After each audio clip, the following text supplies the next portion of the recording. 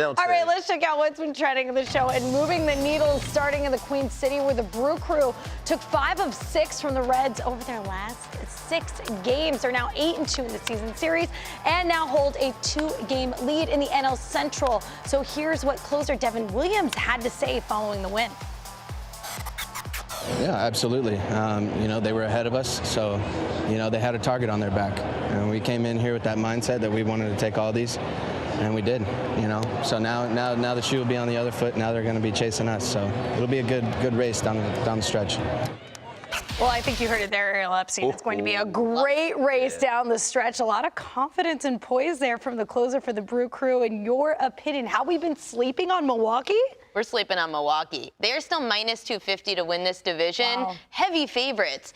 One of the reasons is that man right there, Devin Williams. The bullpen's been good. The pitching's been good. Now you're going to get the best 1-2 punch in this division possibly back if Brandon Woodruff returns to the starting rotation next month. Milwaukee's going to have Burns and Woodruff there. The issue is only that their hitting is struggling. You've got Contreras and Yelich, who are the only 2 above-average hitters, according to OPS+. If the Brewers can add to their lineup and create more offense, this team's going to be dangerous. Yeah, I think they're going to find a way to add. Yes, we've been sleeping. I think mostly because this Cincinnati Reds team has been so exciting as of late. Yeah. But that's been the issue is the Brewers were able to quiet them down, right? They were waiting for that opportunity. We heard from Devin Williams, possibly the best closer right now in the game. Every time he gets an opportunity, he locks it up. So that's what's special is they have the back end ready and they're rolling. To me, it's the starting pitching, right? If you're able to continue to have the starting pitching we've seen in the past for the Brewers, then you have an opportunity to definitely win this division.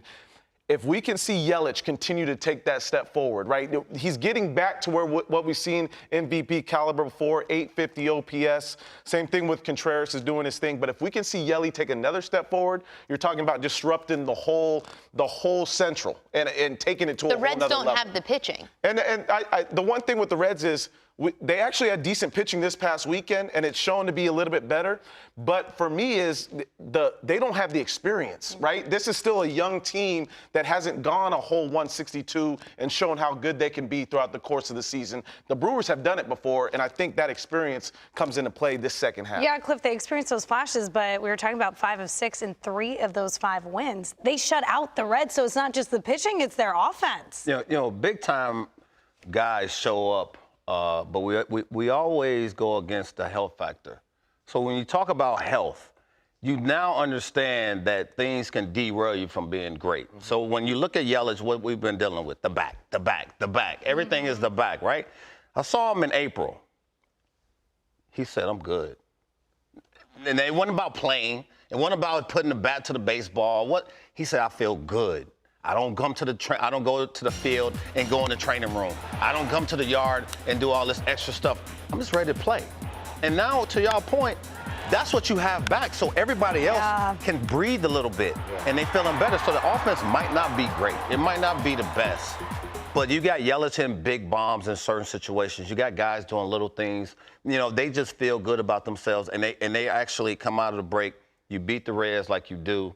And the Reds, look, they're not going anywhere, but they're going to take a hit in the mouth every once in a while because they're young. They're inexperienced to X's point. They don't know how to handle, a little bit of the adversity that's going to come with not scoring a run in 3 games. Let me tell you, those Brewers better continue to be buyers at this deadline. After last year, where I thought the Brewers were going to be one of the contenders in the National League, you trade away your closer, Josh Hader.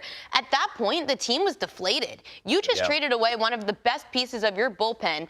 You gave up. Right. The Brewers better not give up this time around. That's the only thing that scares me. But you got to look at what you can bring in. Like when we get to the trade deadlines all the time, it's like sometimes you get caught up in like just going to grab folks. Like, yo, I'm just going to add them in. Just to get them. You got to make sure it works. Yeah. I mean, well, you're hoping it works, but you got to make sure you actually. And you don't leverage your future in order to fill a hole for a short period of time, and there's no guarantee you're going to make it down the stretch. Because even winning your own division, we saw what happened with St. Louis last year. They were upset by the wild card. Philadelphia Phillies